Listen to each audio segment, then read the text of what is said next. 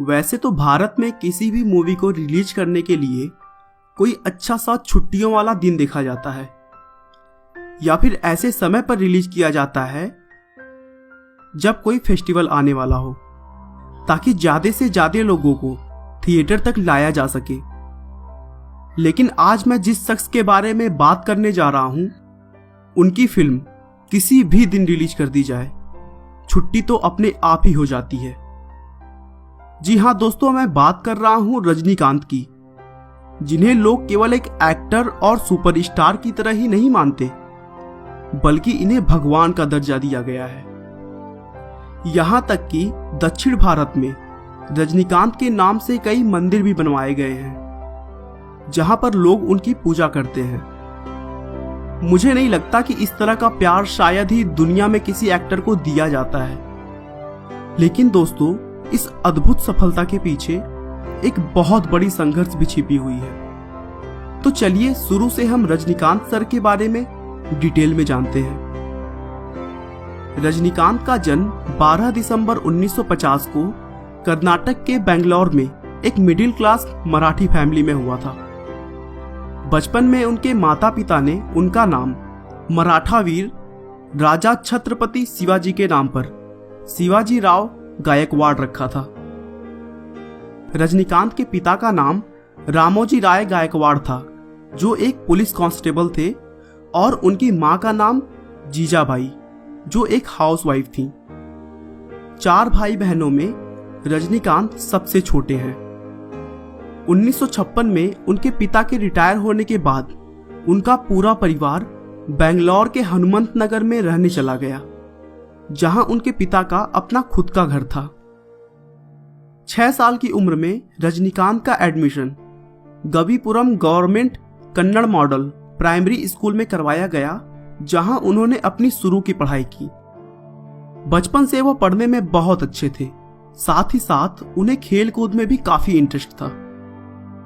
रजनीकांत के परिवार में सभी एक दूसरे से मराठी में बातें किया करते थे, जिससे रजनीकांत को मराठी का नॉलेज तो घर में ही हो गया।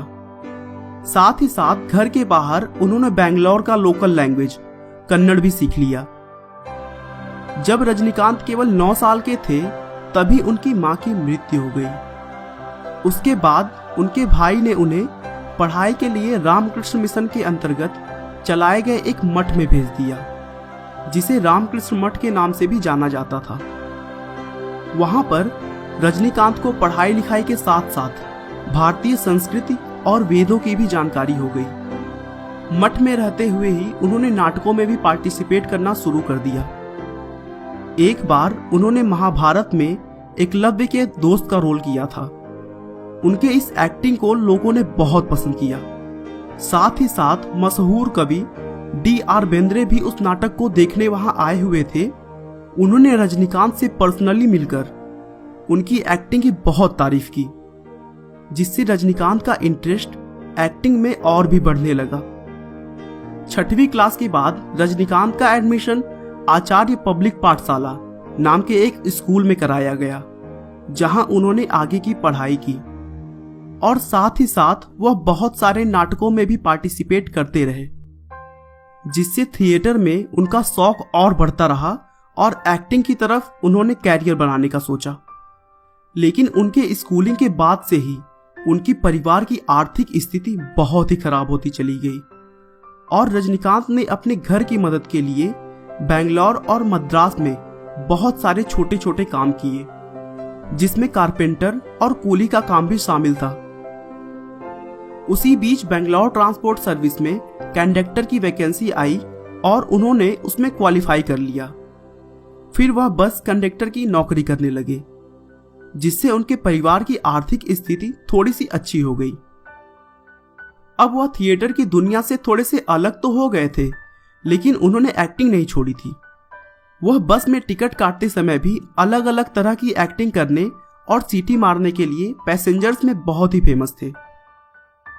अभी तक तो वह बस में कंडक्टर का काम किए जा रहे थे, लेकिन यह उनके पैशन से बिल्कुल ही अलग था। उसी बीच रजनीकांत ने मद्रास फिल्म इंस्टीट्यूट का एडवर्टीजमेंट एक न्यूज़पेपर में देखा, जो फिल्मों में एक्टिंग के लिए कोर्स करवाती थी। रजनीकांत ने एक्टिंग सीखने की बात घर पर की, लेकिन उनके परिवार वालों ने पैसे ना होने की वजह से उन्हें सपोर्ट नहीं किया। लेकिन रजनीकांत के साथ में काम करने वाले उनके एक दोस्त राज बहादुर ने एक्टिंग की तरफ उनके पागलपन को देखा था और इसी वजह से उन्होंने मद्रास फिल्म इंस्टीट्यूट में रजनीकांत के एडमिशन के लिए उनकी पूरी मदद की। और फिर रजनीकांत ने कंडक्टर की जॉब छोड़ दी और 1973 में एक्टिंग सीखने लगे। कुछ पैसों के लिए वह साथ ही साथ जगह जगह पर जाकर एक्टिंग भी किया करते थे। एक बार इंस्टीट्यूट में ही एक नाटक के समय फेमस डायरेक्टर के बालाचंदर की नजर रजनीकांत पर पड़ी और वह उनकी एक्टिंग से इतना प्रभावित हुए कि वहीं पर उन्होंने रजनीकांत को अपनी एक तमिल फिल्म के लिए साइन कर लिया और साथ ही साथ उन्हें तमिल सीखने का सुझाव भी दिया।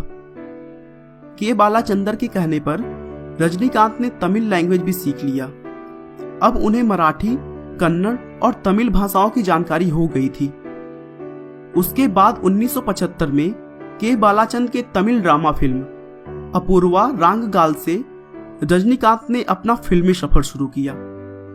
उसमें उन्होंने एक विलेन का रोल निभाया था।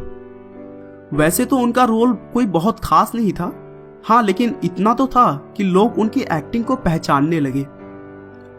उनके एक्टिंग के दम पर उसी साल उन्हें एक और मूवी कथा संगम में भी रोल मिल गया।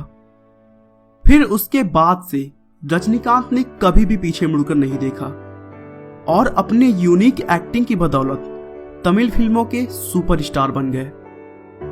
उसी बीच उनकी मुलाकात लता रंगाचारी से हुई, जो अपने कॉलेज के मैगजीन के लिए उनका इंटरव्यू लेने आई थी। रजनीकांत ने लता को देखते ही उन्हें अपना दिल दे बैठा और 26 फरवरी 1981 को तिरुपति आंध्र प्रदेश में शादी कर ली। बाद में उनकी 2 बेटियां भी हुई।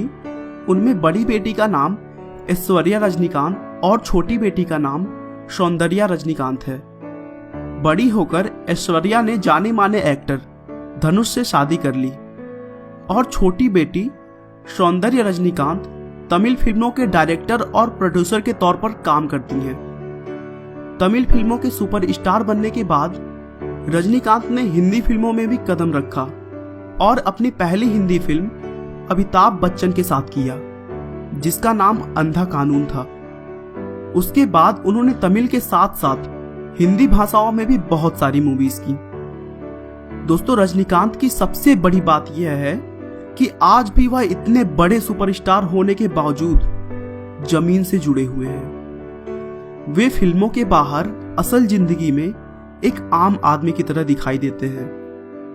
वे दूसरे सफल लोगों से अलग असल जिंदगी में धोती कुर्ता पहनते हैं और अगर कोई भी व्यक्ति उनसे मदद मांगने आता है, वे उसे कभी भी खाली हाथ नहीं लौटाते हैं। दोस्तों, रजनीकांत ने अपनी सफलता को कभी भी अपने ऊपर हावी नहीं होने दिया। शायद इसीलिए उनके प्रशंसक उन्हें प्यार ही नहीं करते, बल्कि उनको पूजते हैं। आपका बहुमूल्य समय देने के लिए बहुत बहुत धन्यवाद। इस वीडियो को लाइक करके आप हमारा मनोबल बढ़ा सकते हैं। मैं हर रोज एक नई इंस्पिरेशनल और मोटिवेशनल वीडियो के साथ आता हूं। दोस्तों, अगर आप हमारे वीडियो को मिस नहीं करना चाहते तो कृपया चैनल को सब्सक्राइब कर लें। आपको यह कहानी कैसी लगी हमें कमेंट करके जरूर बताएं। धन्यवाद।